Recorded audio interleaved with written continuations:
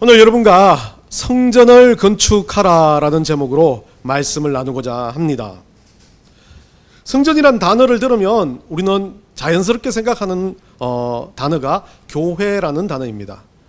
이 성전이라는 건 교회와 동일한가라는 생각을 해보면 우리는 어쩌면 조금은 잘못 알고 있었던 것 같습니다. 성전이라는 것과 교회는 다른 겁니다. 우리가 살아가는 이 땅 가운데서 많은 교회를 성전이라고 잘못 속이는 경우도 있습니다. 그런데 물론 그게 믿음을 넣었다면 교회도 성전이 될 수가 있습니다.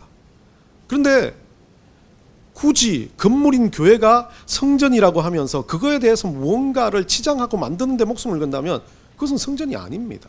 진짜 성전은 정말 우리가 그리스도의 전 하나님의 백성인 우리들이 성전이라고 성경에서는 말하고 있습니다. 오늘 제가 주보 앞쪽에 고린도전서 3장 16절 넣어놨습니다. 여러분들 한번 다 같이 읽어볼까요? 너희는 너희가 하나님의 성전인 것과 하나님의 성령이 너희 안에 계시는 것을 알지 못하느냐. 우리가 하나님의 성전이라고 사도 바울이 그렇게 말합니다. 우리 안에 성령이 계시기 때문에 그래요. 그런데 우리는 세상을 살아가면서 동일하게 교회를 보고 무엇을 보면 그 성전이라는 성자가 들어가니까 거기에 꼭 하나님이 계셔가지고 거기에만 무언가 거룩한 것이 있다라고 생각하는 것, 잘못된 겁니다. 예배도 주일에 드리는 이 예배가 다른 어떤 예배보다 거룩하다 아닙니다. 여러분이 살아드려야 할 삶도 예배라면 여러분 삶이 거룩해야 된다는 거죠. 교회가 거룩해지기 위해서는 여러분 개개인 교회로 몰려드는 한 영혼 성전이 거룩하면 그 교회는 거룩합니다. 여러분의 집, 여러분의 가정, 여러분의 계시는 누구와 만나는 그 자리가 거룩한 여러분들이 들어가면 거기가 거룩하게 되어지는 겁니다. 결국 말씀을 전하고 은혜를 받고 우리가 살아가는 그리스도인은 결론이 너무 하나라서 저는 너무 싫습니다. 과거에는요 좀 다른 결론만 내려줬으면 좋겠다라고 생각하는데 늘 기도, 말씀, 예배, 그리고 결론은 천국 가는 것, 이 결론을 늘 이야기합니다. 그래서 저도 설교를 하면서 다른 것들을 적용해 볼까, 다른 것들을 생각해 볼까 라고 생각하면서 지금부터 벌써 20년 넘게 설교를 했는데 저의 결론도 늘 동일합니다. 우리의 마지막은 천국이고 우리가 가는 이 길에서 예배하고 말씀으로 기도하고 은혜 받으며 살아가는 것, 그게 바로 성전인 우리들이 해야 될 가장 큰 행동 강령의 하나입니다. 그 행동 강력의 끝자락에서는 하나님이 가르쳐진 그 진리대로 다양성이 아니라 유일하게 하나예요. 천국을 만나게 될 것, 하나님 나라를 만나게 될 여러분입니다. 그러다 보니까 잘못된 사람들은 뭐라 그럽니까? 성전의 의미를 두기 시작해서 교회의 의미를 둡니다. 제가 참 안타까운 사실은 아니에요. 그러나 많은 교회들이 소위 말하는 영국의 교회들이 나이트클럽이 되었다, 뭐가 되었다라고 이야기하는 그런 현실을 이 영국이 교회가 그 기독교 개신교가 무너지는 모습과 함께 제가 있었던 미국에도 살았던 그 캘리포니아 지역에서도 정말 모든 것을 대표하는 교회가 하나 무너지는 것을 봤습니다. 여러분도 잘 아시는 모르겠지만 수정교회라는 교회입니다. 로버트 슐러 박사란 참 유명한 박사님, 참 대단한 박사님이죠. 침례계 쪽인데요. 그 분께서 처음에 1955년에 이분이 참 좋은 생각, 넓은 생각, 경영학적으로 뛰어난 생각을 한 것 같아요. 가든글로브 근처에 자동차 극장에서 교회를 시작합니다. 그러니까 아주 현대화된 느낌, 뭔가 도구도 필요 없다, 뭐도 필요 없다, 우리가 와가지고 라디오 주파수 틀어서 내가 설교하면 거기 듣고 예배를 드리자 하는 마음으로 교회를 만들었습니다. 흩어지는 교회, 아주 진짜 교회 뒤에 가서 제가 에클레시아에서 설명할 때처럼 똑같이 그런 모습으로 강고의 문구의 내금 목사의 의도는 이렇습니다. 있는 모습 그대로 오세요. 당신의 가족의 차 안에서 기도하세요. 자동차 안에서 예배하세요. 얼마나 좋습니까? 어디서나 예배할 수 있고 오늘날 말하는 방송 설교, 유튜브 설교의 선두주자입니다. 1970년대, 1960년대 후반부터 시작해서 TV의 프로그램 방송, 권능의 시간이라는 방송이 180여 국에서 그 시절에 200만 명이 시청하는 그런 역사를 일으킨 사람이죠. 오늘날로 말하면 유튜브 매덕 뷰가 되는 그런 일들을 만들어낸 분입니다. 이런 폭발적인 성장에 1980년에 가면서 이 수정교회가 가든글러브 근처에 땅을 매입합니다. 한 4,000평의 땅에다가 이제 지금 여러분들이 보시는 세계 5대 건축물 중에 하나라 그럽니다. 이 수종교회라는 이 교회를 건축합니다. 모두가 크리스탈 교회라 그러는데 모든 교회 외벽을 싹 다 유리벽으로 해서 모두가 안에서는 밖을 다 볼 수 있고 밖에서는 안을 볼 수 없는 유리로 된 유리와 같은 유리선과 같은 교회를 짓습니다. 그리고 뒤에도 계속 매입을 해가지고 주차장도 엄청 크게 만들어 놓고 또 말하는 낙골당 같은 그런 공동묘지 시설도 엄청나게 잘 해놨습니다. 그런데 이 교회가 그런 폭발적인 부흥을 맛보던 교회가 2019년 파산을 맞이합니다. 그리고 지금은 다른 종교의 예배당으로 바뀌어버렸습니다. 많은 사람들이 생각했습니다. 그 수정교회만 보면 개신교의 상징처럼 보았습니다. 세계 5대 건축물에 들어가는 그런 세계에서 엄청나게 말만 하면 아는 건축물이었고 대단한 돈을 들여서 만들었던 건축물이었습니다. 그런데 그 건축물 안에 있었던 그 건축물 안에서 정말 그리스도의 성전으로서 살아왔던 많은 영혼들이 사라지기 시작하니까 교회는 그냥 껍데기에 불과한 건물이 되어 버린 겁니다. 여러분 어떻습니까? 세계에서 가장 큰 파이프 오르간이 있고 세계에서 가장 비싼 정말 뮤지컬과 같은 연극들을 하고 세계에서 가장 강력한 영향력을 가진 교회 하나가 사라질 때 그것이 목사 때문에 그것이 뭔가 다른 환경 때문에 사라진 게 아니었습니다. 그 속에 들어가 있는 성전들이 사라졌기 때문에 그렇습니다. 출애굽기 25장 8절에요. 하나님이 이렇게 말합니다. 우리 다 읽어봅시다. 내가 그들 중에 그할 성소를 그들이 나를 위하여 짓되. 구약의 성전은 우리 하나님을 위하여 짓는 자리, 하나님의 자리였습니다. 그런데 그 하나님의 자리가 어떻게 됐습니까? 신약에 와서는요, 하나님의 성전이 사라져버렸습니다. 요한복음 2장 19절 한번 우리가 읽어봅시다. 다 같이 읽습니다. 예수께서 대답하여 이르시되 너희가 이 성전을 헐라 내가 사흘 동안에 일으키리라. 유대인들이 이르되 이 성전은 46년 동안에 지었거늘 내가 3일 동안에 일으키겠느냐 하더라. 그러나 예수는 성전된 자기 육체를 가리켜 말씀하신 것이라. 예수님이 오시면서 하나님이 원했던 하나님이 계시는 성전은 없어졌습니다. 이유가 뭐겠습니까? 예수님을 통해서 우리가 성전화되는 겁니다. 고린도전서 6장 19절 봅시다. 다 같이 읽습니다. 너희 몸은 너희가 하나님께로부터 받은 바 너희 가운데 계신 성령의 전인 줄을 알지 못하느냐. 너희는 너희 자신의 것이 아니니라. 예, 참 무서운 말씀이에요. 이게 성전인데 우리는 우리 몸에 대해서 몸이 아프고 몸이 힘들고 몸이 뭐하나 내 몸을 탓하는 겁니다. 물론 몸의 부분이 아니죠. 영적인 부분을 이야기하고 있습니다.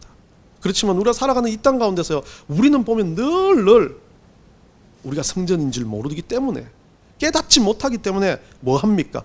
늘 탓만 합니다. 내 몸뚱아리 가리에서 내가 조금은 부족해서. 예, 부족한 건 맞습니다. 그런데 우리가 하나님의 성전이라면, 하나님을 받아들인 성전이라면 바뀌어야 되겠죠. 바뀌어가야 합니다.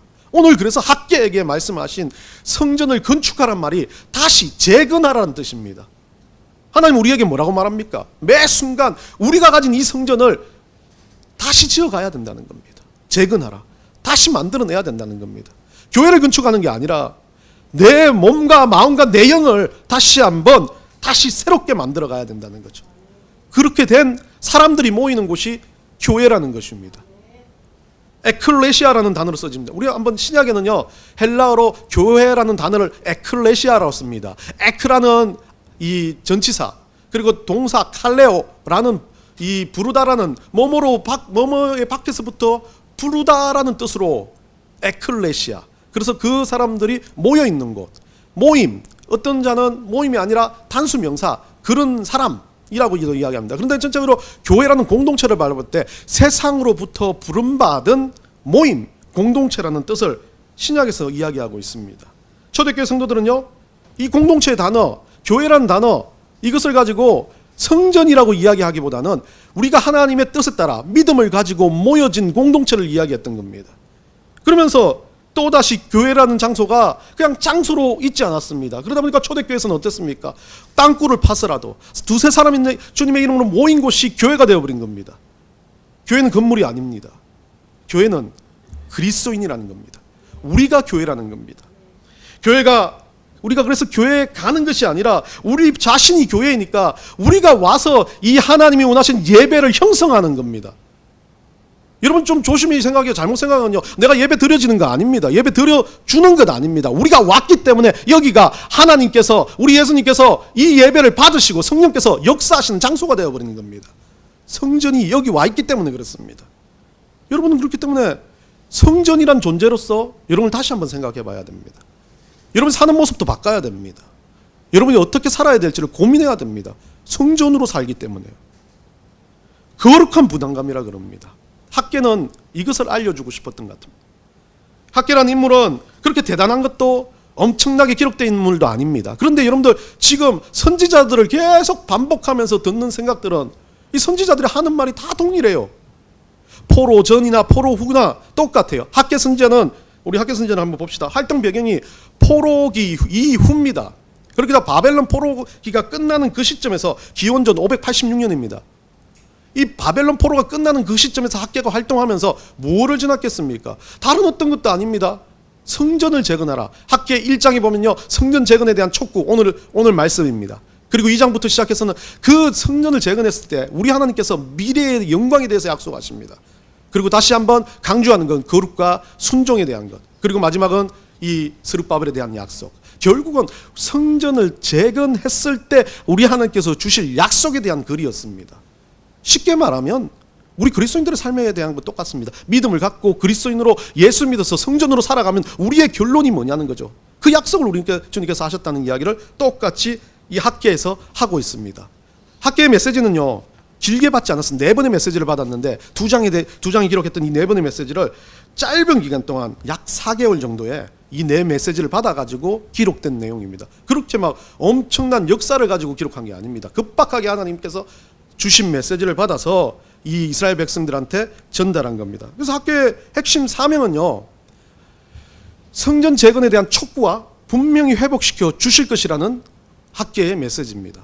성전 재건의 촉구에 오늘 우리가 초점을 맞춰서 이야기를 하겠지만 하나님은 분명히 학계 22장 9절에서 말합니다. 우리 다 한번 읽어봅시다. 이 성전의 나중 영광이 이전 영광보다 크리라. 만군의 여호와의 말이니라. 내가 이곳에 평강을 주리라. 만군의 여호와의 말이니라. 성전에 대한 부분, 하나님께서 계셨던 그 자리가 어떻게 돼요? 예수 그리스도로 말미암아 우리가 아까 읽었지 않습니까? 우리 모든 그리스도인들이 성전이 되는 역사를, 그 영광이 크게 되는 역사를 이루실 거라는 하나님께서 주신 회복의 메시지가 들어가 있습니다. 우리는 그 하나님의 백성이라면, 구약의 백성들이 아니라 신약에서 우리 하나님 믿는 백성들이라면 우리는 어떤 자리에 살고 있습니까?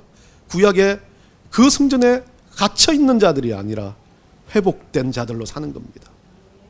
우리가 성전으로서 하나님의 영광을 더 크게 만드는 역사 가운데 살아가는 거랍니다.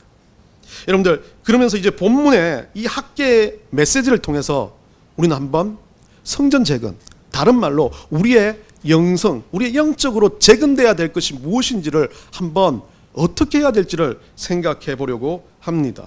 2절에 보면요, 이스라엘 민족들이 바벨론 포로 이후에 이 사람들이 못하는 게 있었습니다. 다 폐허가 됐으니까 생업에 미친 듯이 달라붙기 시작합니다. 다시 재건해야 되니까요. 재건을 하다 보니까 그 재건을 하는 그것이 습성이 되어버려서 어떻게 됩니까? 물질 만능주의가 되어버립니다. 무조건 돈입니다. 무조건 회복입니다. 무조건 좋은 집 짓는 겁니다. 무조건 좋은 생활 하는 겁니다. 왜요? 포로 생활했기 때문에 얼마나 힘들었겠습니까? 먹지도 자지도 제대로 하지 못하는 그들에게 가장 필요한 것은 트라우마 같은 거죠. 한 끼 먹는 것에 미쳐 있었다는 겁니다. 그러다 보니까 그들의 모습이 어떻습니까? 성전을 재건하라고 몇 번은 명령을 받아도 성전 재건에 신경을 전혀 쓰지 못합니다. 생활이 바쁘다, 힘들다, 어렵다, 돈이 없다, 시간이 없다라고 말합니다. 절대 성전 재건은 바라보지 않습니다. 그 상황에서 학계가 말하는 겁니다. 이 성전을 재건하라고요. 오늘 2절 한번 돌아갑시다.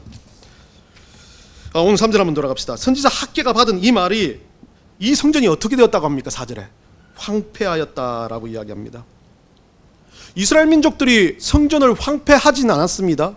바벨론이나 다른 이방들이 쳐들어와서 성전이 황폐되었지만 여기서 황폐되었다는 건, 황폐하였다라고 이는 하레브라는 이 단어는요, 그냥 단순하게 무너져버린 상태를 이야기하는 게 아닙니다. 끊어져 버렸다. 소위 말하는 에스겔이 마른 뼈들을 보았을 때 드는 마음과 똑같습니다. 일어날 힘도 능력도 없고 재건이 될 수 없는 상황을 이야기하는 겁니다. 그것을 가지고 황폐되었다라고 합니다. 그 황폐되었다는 그 황폐된 이유, 하나님의 성전, 내 안에 은혜가 있고 말씀을 봐야 되고 기도를 해야 되고 성령이 충만해야 될 내가 답답하고 힘들고 이것도 저것도 하기 싫고 정말 때로는 그냥 아무것도 하기 싫어서 허망하게 살아가는 것. 내가 일을 하면서도 사람만 보면 짜증나고 집에만 보면 짜증나고 누구만 바라봐도 하고 싶은 게 아무것도 없는 상황. 조울증? 아니요, 또 뭐 갱년기? 저는 잘 모르겠어요. 물론 병입니다. 근데 그 병들이 들어오는 이유가 뭡니까? 황폐해졌기 때문에 그렇다는 거예요. 그 황폐하면 뭡니까? 이유가 나옵니다. 너희가 이때에 뭐라고요? 판벽한 집에 거주하는 것이 옳으냐. 이 병이 들어왔는데 옳으냐는 것은 의문문을 묻고 있습니다. 의문문을 묻는 건 뭐 하고 있다고요? 걔들이 판벽한 집에 들어가 있으니까 너 거기 있는 게 맞아? 라고 묻는 겁니다. 하나님이. 판벽한은 무슨 뜻일까요? 이 판벽한이라는 단어 참 재미있는 단어입니다. 단어 자체는 정말 처음 들어보는 저도 단어인데요. 이 판벽한은 히브리어 원형으로 사판이라는 단어를 쓰고 있는데요. 이 사판이라는 단어는 빈 공간을 덮어서 가리는 행위를 의미하는 어원입니다. 결국 지붕을 덮는 것을 의미하는데 지붕을 덮는다는 건 빈 공간 자체를 어떻게 해요? 가리운다는 뜻입니다. 쉽게 말하면 자신이 잘 되고 좋고 괜찮다라고 생각하는 것을 자신의 생각 안에 감추어 버리는 것. 이건 제가 말하는 겁니다. 사파는 단순하게 어떤 것을 빈 공간을 덮어 가리는 건데 죄를 감추는 것이기도 하고 자기의 욕망 가운데 자기를 가두는 것이기도 하고 자기가 살아가는 환경 가운데 자기를 가두는 것이라고 합니다. 결국 그렇다면 이 사파는 뭡니까? 내가 가지고 있는 내 생각에 빠져 사는 겁니다. 이게 최고인 줄 알아요. 이것만 있으면 될 거라고 생각해요. 내가 이것만 있으면 행복하다고 생각합니다. 그러니까 하나님 성전은 황폐하다는 거예요. 왜요? 그 속에는 하나님을 향해서 열 수 있는 기도도 빛도 말씀도 없기 때문에 그래요. 오직 나만 있어요. 내가 하고 싶은 것만 있어요. 내가 원하는 것만 있어요. 그래서 내 식대로 모든 걸 만들어 갑니다. 하나님 없이 사는 인생의 전형적인 모습이 판벽한 집에 거하는 겁니다. 내 거니까요. 내 인생이니까요. 여러분 분명히 말하지만 하나님은 그거에 대해서 학계를 통해서 경고하고 있습니다. 네 인생 아니야.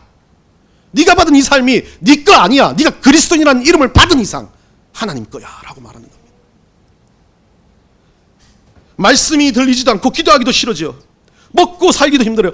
너무 힘들다 그래요. 힘들다 그래요. 그런데 중요한 건 세상 사람도 압니다. 그거 해봤어? 해보고 나서 말하냐? 기도해봤어? 예배들 해봤어? 하나님 앞에 그 지붕 뚜껑을 뜯어봤냐고? 안 해보고 왜 안 된다고? 왜 힘들다고? 왜 어렵다고 말하냐? 하나님 앞에 무릎 꿇어보지 않고 그것을 판단하지 말라는 겁니다.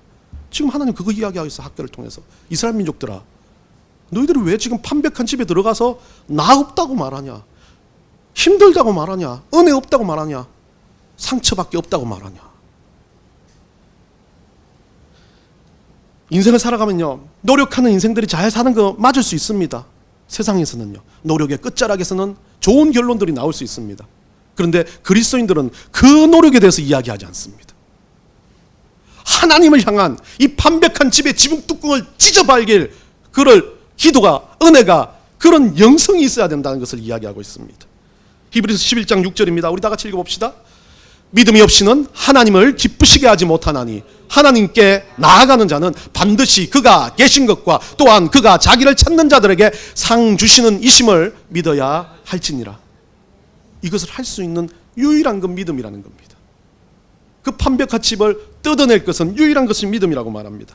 그러면서 5절에서 학계는 뭐라고 뭡니까? 5절 한번 돌아가 봅시다. 5절에 가보면요, 이 학계가 만군의 여호와가 이같이 말하노니 이제 이 편백한 집에서 벗어날 길에 대해서 설명해 주는 겁니다. 너희는 뭐하라고요? 너희 행위를 살필지니라. 자, 너희 행위를 살핀다는 이 단어 참 중요한 단어 중에 하나입니다. 문자적으로는요, 너희의 길들에 너희 마음을 두어라. 길에, 내가 가고 있는 이 길에 내 마음을 두어라는 뜻입니다. 두어라는 뜻입니다. 그래서 여기서 너희 행위라는 단어가 참 중요한 단어인데요. 자, 자막 저기 화면 돌려주세요. 돌려주세요. 화면 떼레크라는 단어를 쓰고 있습니다. 떼레크라는 단어. 이 떼레크는 가장 중요한 건 어원상으로는 오랫동안 사람들이 왕래하다 보니까 길이 난 것을 떼레크라고 이야기하죠. 근데 이 이스라엘 민족의 떼레크는 믿음을 쫓아서 출애굽을 하고 믿음을 쫓아서 목숨을 걸고 하나님의 명령대로 살았던 모든 삶의 흔적과 환경, 하나님 중심으로 살았던 모든 길들을 때레크라고 말하는 겁니다. 결국은 그러면 다시 말해서 우리가 완벽한 집에 거하지 않기 위해서 충분히 해야 될 하나의 전제 조건은 우리가 지금까지 걸어왔던 일, 또 오늘부터 내가 하나님과 동행하고 있는 내 삶을 다시 돌아보라는 겁니다. 내가 가고 있는 이 길이, 내가 하고 있는 이 행위가, 내가 하고 있는 이 모습이 하나님의 원하시는 때레크, 하나님 길이 맞는지를 보라고 말하는 거죠. 제가 말한 거 아닙니다. 학계 선지자가 그렇게 선포하고 있습니다. 오늘 여러분에게 학계 선지자가 여러분 보고 그거 지금 권유하고 있습니다. 어떻게 살아도 상관없습니다. 근데 그게 하나님이 원하시는 길인지를 한 번쯤은 생각해 보라고. 내가 하고 있는 일이 하나님이 원하셔 안 하셔 아무 고민이 없는 자는 때레크의 길을 걷는 자가 아니라 그 사람은 완벽한 집에서 거하는 사람입니다. 근데 내가 하는 일이 좀 힘들어요, 어려워요. 그런데 세상은 어떻습니까? 내가 잘하니까 내가 하겠어라고 하지만 그리스도인들은 하나님 좀 힘들어요, 하나님 좀 아파요라고 먼저 전제하지 않습니까? 이게 때레크예요. 막 대단한 게 아닙니다. 때레크라는 건 내가 가는 이 길에 대해서 하나님께 다시 한번 묻고 기도하고 하나님 앞에 이것을 보여드리는 겁니다. 많은 사람들이 오해하는데 예수 믿으면 잘 산다. 아니에요. 예수 믿으면 잘 사는 거 아닙니다. 그 잘 산다는 의미는, 형통하다는 의미는 돈 많이 벌고 세상에서 편안하다 아닙니다. 그 잘 살고 형통하면 이 때레크가 있다는 겁니다. 하나님 주는 고난도 때레크로 받아들여서 이거 하나님 길이니까 나 버티고 이기고 견뎌야지라고 능력 주시는 자 안에서 내가 모든 것을 할 수 있다는 말이 여기서 나오는 겁니다. 그런데 우리는 우리 행위를 가지고 뭐라고 생각합니까? 내가 잘 되면 좀 하나님 앞에 드릴 거. 내가 좀 잘 되니까 거들먹대면서 내가 하나님 앞에 이런 좋은 건물을 지었구나, 세상에 좋은 건축물을 만들었구나라고 하면서 보여주는 것 아니겠습니까? 저도 그랬습니다. 이 때레크가 그건 줄 알았어요. 교회가 부흥하고 하나님 이래서 이어서 역사를 막 큰 교회처럼 대단한 일들을 하고 어디 가서라도 누구라도 한 명 더 전도할 수 있는 강한 영향력이 있는 거 때레크라고 생각했습니다. 물론 그것도 때레크가 될 수 있겠지만 내 마음속에 있는 나를 바라보는 때레크가 없는 사람이 어떻게 그것을 할 수 있겠습니까? 내가 부족하다는 거죠. 내가 잘 안 된다는 거죠. 나를 돌아보지 못하는 거죠. 헌금 하나도 아까워서 벌벌 뜬다는 거죠. 내가 교회 나오는 것도 고민 갈등해야 된다는 거죠. 내가 하나님 앞에 기도하는 순간도 사라지기 시작해요. 말씀은 없어지기 시작하고 내 삶에서 어떤 것도 그리스도인이라는 그 자도 없어지는 그 상태에 있는 사람이 어떻게 하나님의 나라를 위해서 때레크를 할 수 있겠습니까? 로마서 4장 17절에요. 이렇게 말합니다. 하나님의 나라는 먹는 것과 마시는 것이 아니요 오직 성령 안에 있는 의와 평강과 희락이니라. 우리가 생각했던 때레크는 먹는 것 마시는 것 아니었습니까? 하나님 앞에서 지금까지 형통함이 먹는 것 마시는 것이었습니다. 그런데 하나님은 사도 바울을 통해서 우리에게 뒤집어 엎습니다. 내가 말하는 그 때레크는 그런 거 아니다. 네가 성전이니까 네가 성령 안에 들어가서 성전이 되어서 의와 평강과 희락과 그 모든 것이 넘쳐흘러 세상으로 예수 그리스도의 복음을 전달하는 역사, 그것이 때레크라고 말합니다. 이 땅에 사는 것은 완벽한 하나님 나라를 사는 것 아닙니다. 하나님 나라의 맛보기를 사는 겁니다. 이 땅에 사는 삶이 우리의 전체는 아닙니다. 그렇다면 우리는 우리의 때레크를 다시 한번 생각해 봐야 합니다. 그 길에 대해서 어떻게 하라고요? 그 길 자체를 살펴봐야 합니다. 그 길 자체를 막 깡그리채 바꿔가지고 기도원에 들어가고 막 전 세계를 돌아다니면서 나는 죽어가는 영혼들을 살리겠다라고 하는 것을 말하는 거 아닙니다. 내가 했던 믿음의 작은 것들을 살피라는 겁니다. 예전엔 내가 하나님 앞에 나올 때 예배할 시간이 나오는 것, 내가 기도하는 것, 내가 말씀 보는 것, 그거 생각도 못했다면 이번 주는 내가 그 말씀 보는 것이 내 머릿속에 부담감으로 다가와야 됩니다. 내가 기도하는 것 전혀 생각 못했다면 내가 말씀 보면서 기도하는 것이 내 삶의 일부분이 되어야 합니다. 그리고 어느 순간 기도하는 것이 나만을 위해서 기도하다가 목사님도 생각나고 주변 사람도 생각나고 자꾸 이 때레크가 넓어지는 겁니다. 요한복음 3장 5절요 이렇게 말합니다. 예수께서 대답하시되 진실로 내가 이르노니 사람이 물과 성령으로 나지 아니하면 하나님 나라에 들어갈 수 없느니라. 엄청나게 무서운 말씀이에요. 때레크를 하지 않으면, 그 하나님 나라에 대한 마음이 없다면, 우리가 그렇게 거듭나지 않는다면 그냥 종교인이지 그리스도인이 아니라는 겁니다. 자기 생각과 합리화의 죄로 덮여 있는 완벽한 집에서 나와 오직 주님만이 하십니다. 내 생각이 아니라 주님 때문에 내가 살아가고 있습니다라는 고백이 일어나야 된다는 거죠. 8절에서요. 더 구체적으로 그 행동 강령을 선포합니다. 뭐라고 선포합니까? 너희는 산에 올라가서 나무를 가져다가 성전을 건축하라. 이게 이제 그 길, 내 행위를 살피고 먼저 내가 하나님 나라의 길을 살피고 난 다음에 해야 될 거는 행동이라는 거죠. 어떤 겁니까?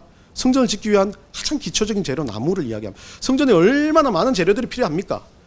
진짜 성전에는 여러분들 예전에 제가 성전에 대해서 좀 이야기를 했지만 물개 수포라든지 여러 가지 촛대도 금이 핀 촛대도 이런 여러 가지가 있는데 그것들을 다 빼더라도 가장 기초적인 나무를 이야기하는 이유가 뭐겠습니까?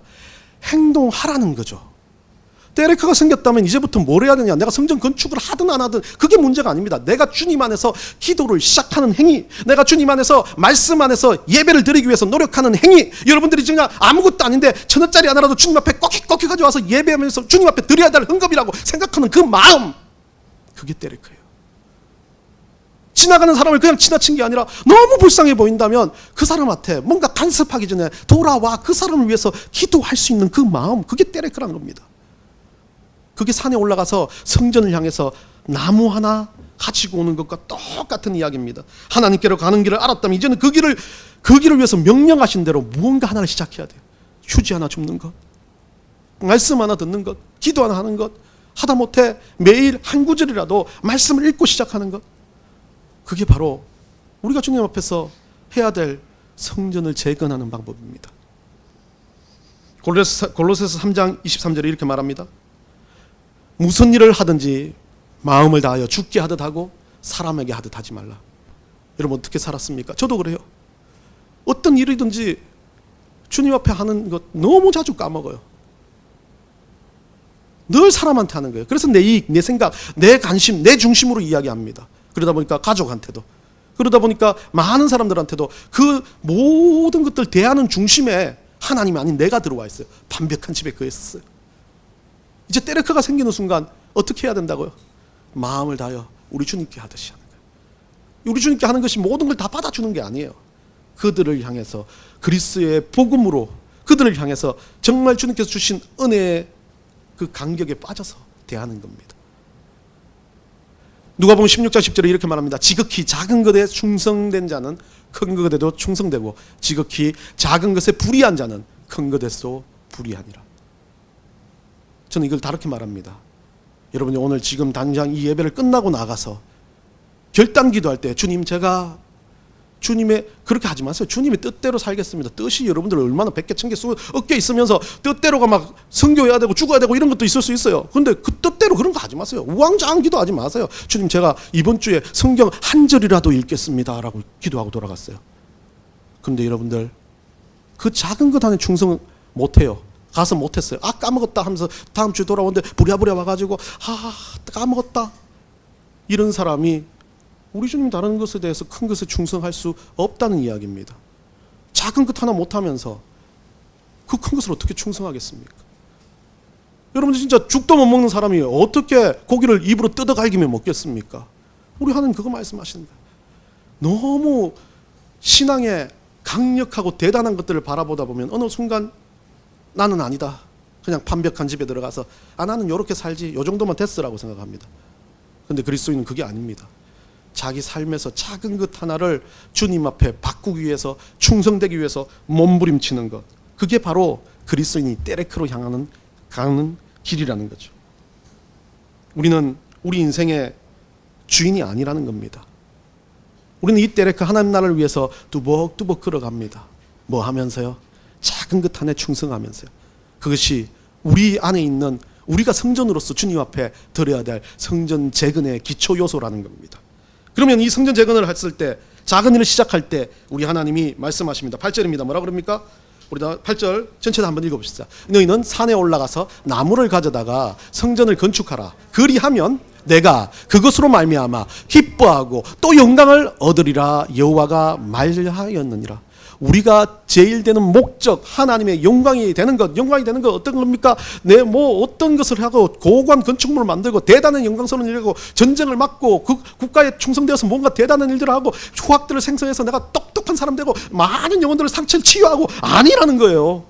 그것보다 더 중요한 건 작은 작은 것 하나, 내가 나무 하나 모으는 것, 그것으로부터 우리 하나님 뭐 하고요? 기뻐하고 영광 받으신다는 가장 중요한 확신적인 메시지를 학계를 통해서 이야기하십니다. 여러분 뭐 하시겠습니까? 일주일 동안 어떻게 사시겠습니까? 제가 이거 말씀 준비하면서 생각을 또 해봤어요. 나는 그렇게 살지 못하고 있었던 것 같아요.